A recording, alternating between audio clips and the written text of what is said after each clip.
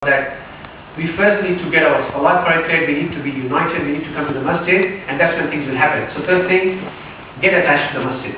The second, the step how we get the da'wah done is, on a public level, I would say some of the good strategies some of the masjids and other cities have done is, in the masjid we organize a masjid open day. And we invite all the non-Muslims around the masjid, and all the non-Muslims that we all know, ask them to come for a common lunch or a dinner, and have some representations of Islam in the masjid.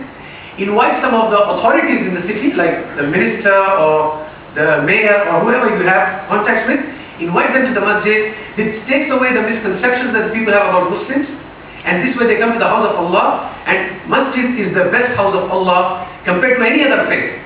Because in house of Allah, we are all united when we all stand, all different ethnicities, religions, all different cultures and nationalities, all standing together shoulder to shoulder, no bias, no racism. This is a clear example without spending $1, yet we create non-racist society within a masjid for the Muslims. So this is a good representation for them, and when they see the house of Allah, the Rahman is there, the angels are there, and that may guide the people anyway. So on a big platform is we can try to do some open masjid days. The second is on an individual level. When I'm saying it is compulsory for everyone to do da'wah is because, for example, there is a non-Muslim who you meet. That non-Muslim may never meet another Muslim in his or her life. Who is responsible of giving Islam to that person? It has to be you. They're not going to be able to come and meet the Imam. They're not going to be able to come and listen to any Islamic speaker. They would never be able to do. The only Islamic speaker, the only Muslim Imam they know is you. So you have to speak up. So you have to present Islam, you have to act on Islam, and you have to speak. Allah commands in the Quran, Qul. Qul is to say, to tongue, to move your tongue, to say, to talk. Qul huwa Allahu ahad. The Imam says, Qul huwa Allahu ahad. Say He is Allah, the one and only. We already believe. We already say it. So why is the Imam again commanding us, Qul huwa Allahu ahad? Say. We go out, still say to those who are not aware of that. So individually we have to do that. So our neighbors, our workmates, our university mates, we need to slowly give Islam to them. Don't jump on it tomorrow morning. Knock knock. This is accept Islam or else you will hell. Whether he will go to hell or not, then by the time he dies, but he will take you to hell by now. So you have to do the hikmah, as Allah says. With hikmah. Use the wisdom. Invite him to your house. A cup of tea and a samosa, and whatever you give along with it will go in. So give Islam along with it. You're working at the workplace, they have work meetings, they have got parties. Throw a party at your house. Call them to your house. Show them a bit of Islam. Don't throw them full oil, they call and have Islamic talk and just throw Islam at them. No, you've got to be reasonable in your approach. You've got to make doors open. The other ways are you have Islamic material with you. Have some small Islamic flyers, small Islamic booklets, and a copy of Quran, sitting around your bag, your car, wherever you have an opportunity, give it to someone. You speak to someone, you give it to someone. So some of the ways are giving material, DVDs, Quran, books, pamphlets. The other is inviting people, meeting to them, and whenever you are working in your workplace, you have a tea time, the lunch time, and they all discuss all politics and everything here and there of the world. In that, throw Islam.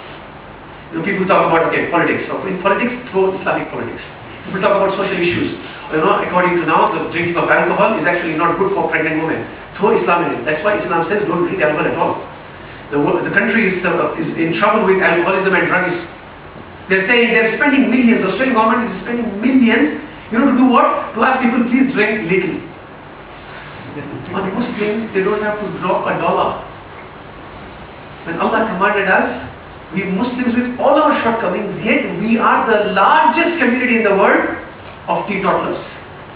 The least drunkards in the world, Muslim community. We are only 2% in Australia, but we are a boost to this society. Next time they stop a car, and the person driving is a Muslim, the boost bus does not have to test them. He's not drunk. So they save a lot of money. No dollars spent on us. So what I'm trying to say is, when you get up an opportunity, discussions, throw Islam in it. Let them know. So these are some of the ways. Invite them and speak to them and have materials ready so that you can give it to them. There are various other initiatives. but individually we all have to just do something more. You can't answer everything. I can't answer everything. None of us can answer everything. But what we need to do is they ask a question, you can't answer, come back home. Meet the Imam, speak to him, get the answer, do your homework, go back. First time, no one is going to be able to answer. Second time, third time, fourth time, now anyone asks you the same question, you can answer all the 7 billion human beings. Because you're prepared on that answer. So prepare yourself. Unless you discuss, you will not be able to get ready or prepare. So discuss, open up, and then prepare according to that. Hope that answers the question. Thank you, sir, for your beautiful lecture. And the question is only related to your topic, or we can ask any questions? Yeah, if it's more related to the topic, inshallah, but whatever you ask, I will relate it to the topic, inshallah. Yeah, I just want to ask you, because a lot of people in here, we don't have the halal material. And a lot of young students in some of them college and some of them eating KFC and McDonald's. And some of them want to ask it, why are you eating like McDonald's and KFC is not halal? You think people are halal? I got, sorry to bother you, but I got the question because we've been discussing this since morning, since the time I arrived here. It's a different subject, and Jazakallah for appreciating, but I'm not a sheikh, just letting you all know. I'm a student of comparative religion, so I'm not expert in the subject of fiqh. I'm more devoted with my time in the subject of comparative religion to non-Muslim. So if a non-Muslim asks, why do you eat halal food? I will answer. But this question I would say is more related to the Imam, inshallah, so you can speak to the Imam and inshallah, I'm sure he will be able to help you with that, inshallah. Alright, Jazakallah. Yes, brother. Brother, in your talk you mentioned a couple of Yes. You mentioned a couple of chapters from the Bible Yes. where you mentioned that the God of Israel was only one God. Yes. I meet a couple of people and I often talk on this subject, and I thought this might be good ammunition for me to Sure. tell me which. Do you want to just make a note of that? Yes. Sure. It's mentioned in Old Testament, book of Deuteronomy, so you can just write Deuteronomy, chapter 6, verse 4. And What was the chapter and verse? chapter 6, verse 4. Yes. Verse 4. Yes. Got that? And the time where Jesus speaks about it says in the New Testament, it's Gospel of Mark. So you can write Mark, M-A-R-K, Mark, chapter 12, verse 29. So these are like just straight statements. But what I advise is, I'm not sure if there are DVDs. I've done a big talk with 2 Christian speakers in Melbourne on an interfaith subject of similarities between Islam and Christianity. So I've dealt with in detail with the concept of God. The Prophet Muhammad is also mentioned in the Bible, and how the social aspects of Islam, like alcoholism is banned in Islam, it is also banned in the Bible. Pork is haram in Islam, it is also haram in the Bible. Hijab is fard in Islam, hijab is fard even according to the Bible. 1 Corinthians chapter 11 verse 5 and 6, it says that a woman who prays but does not cover her head dishonors her head. Either she should shave off her head, but if she feels ashamed to shave off her head, let her cover her head. Such a strict teaching is not even in Islam. We don't say you have to shave off your head if you don't cover your head. So for the Bible followers, the Bible in the New Testament is saying, if a woman prays to God, she has to have her head covered. If she does not, then she should shave off her head. But if she has a shame of shaving off her head, then she should cover her head. So all these subjects are dealt in detail with that, so the DVD is there. Or else you can also go on the website where we have written all the quotations of all these subjects which are available. You can use that, inshallah. So just after I finish, I will give you the website, inshallah. Any other questions? Yeah. Yes, is there a question here? Yeah. I was just on what Brother Mahmoud said. We were talking today about the same topic, and I think it's actually a really good question. Would it be possible for you to sort of shed some light into the 2 schools of thought, even if you don't have to give your own opinion, just raise some awareness into what the 2 schools of thought are? Because I think it's a really good question.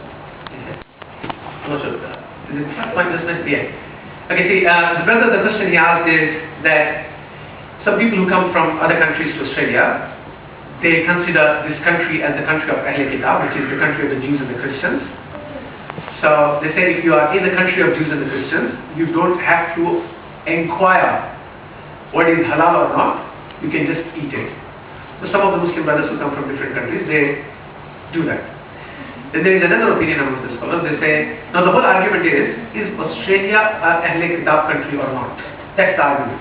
If Australia is Ahle Kitab, then there is a matter. What is Ahle Kitab? A country of the Jews or the Christians. So, Australian scholars, as far as I know, most of them actually said Australia is not an Ahle Kitab country because this country clearly says this is a secular state. It has got nothing to do with the Jews or the Christians as a constitution of a state. So if that is the if that is the opinion, then for eating the food we have to inquire. But if we go with the other opinion, the scholars they say that no, this country is a Judeo-Christian country because yes, they say it's a secular state, but if you ask a constitutional of Australia, he would say the morals or the laws of this country are based on the Judeo-Christian laws of God. So that was the basis on which this country was formed. Yes, they have molded the rules so much that it is almost a secular state, but it is still based on that. So the other set of scholars they say no, this country is still Ahle Kitab. So if we believe it is not Ahle Kitab, then to eat food we have to inquire everywhere we go. But if we believe that this is an Ahle Kitab country, then we are permitted to eat without inquiring. But now where the question of inquiring or not comes in whether a country is Ahle Kitab after a country is Ahle Kitab it comes from the story of the Prophet ﷺ, where the Prophet ﷺ went to a woman of Jewish faith from Bani Israel, and the Prophet ﷺ went to her house and she served food and the Prophet ate and the Prophet didn't inquire. So the scholars they say, see, the Prophet didn't inquire because that was a Jewish house. So if you are in a Jewish state or a Christian state, you don't have to inquire, you can eat. So based on that, there are these two opinions. Now, in that two opinions, what I would say is, if you are eating food, it is about meat. If a Jewish woman is serving you alcohol, you can't drink. If the Jewish woman is serving you pork, you can't eat. Australian shops, markets, have got products which have alcohol and wine in it, and which have got various, different sachets of pork in it. So, even if it is a Jewish state, you may have to inquire if we are not talking about the meat. If the meat is kosher from a Jewish shop, halal. You don't have to ask. If the shop says kosher, you go in, you buy the food, eat. Buy the meat and eat. But if the shop is not saying we are kosher or a Christian, then the products actually include alcohol, wine, as well as pork. So we have to definitely inquire. So it's a I would say there are two opinions. First, whether this country is a Ahle Kitab or not. Within that, even if this country is a Ahle Kitab, the hadith is talking about the meat, not every other byproduct. So we have to make sure that what we eat and what we do not eat. But again, as I said, there's just different opinions on that matter. We may have to take specific fatwas from the scholars on that matter. So I will leave it between the brothers and the Imam, inshallah, to deal with it, inshallah. It's a complicated subject. It's not black and white. No one opinion would run over the other. It's a difficult subject. That's why I don't deal with this. Inshallah. I'd just like to add on that. Sure. We are really a secular place, even though the constitution is according to the Anglican. Secular. Secular, but we are secular. Our Prime Minister is an atheist, present one, right?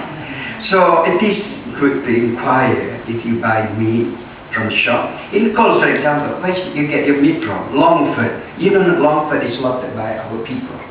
So it's halal. You go to Muir's, go to the upstairs restaurant, where you get your meat from? Longford. So you may eat. But make sure that